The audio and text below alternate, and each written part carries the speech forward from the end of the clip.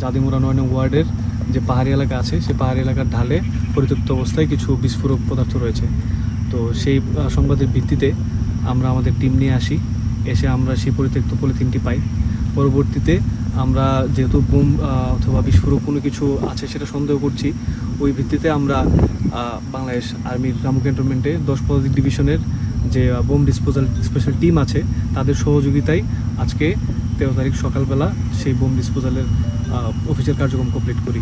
Bundle থাকলে প্রতি সেনমানিতে টাকা বাঁচবে। বিকাশ সেনমানি বান্ডেল কিনে জিতুন প্রতি লেনদেনে।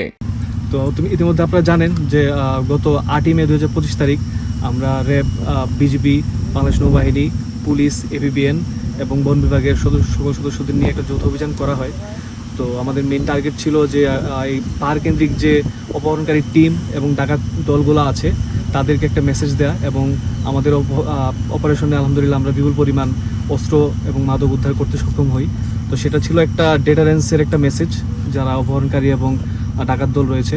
তো আমরা ধারণা করছি যে আমরা আজকে যে উদ্ধার কাজটা করতে পেরেছি, যে বিস্ফোরক দ্রব্যগুলো পেয়েছি, ওইটা কোনো পাহাড় কেন্দ্রিক ডাকাত দলের সদস্যদেরই পরিত্যক্ত কোনো বিস্ফোরক দ্রব্য হবে।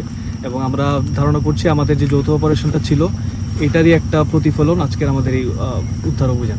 অপহরণ দলের পিছনে কে জড়িত আমরা কিছু নাম অলরেডি পেয়েছি, আমরা সেই গোপন তথ্যের ভিত্তিতে কাজ আমরা চালিয়ে যাচ্ছি। ইনশাল্লাহ খুব শীঘ্রই আমরা তাদের ধরতে পারবো বলে আশা করি।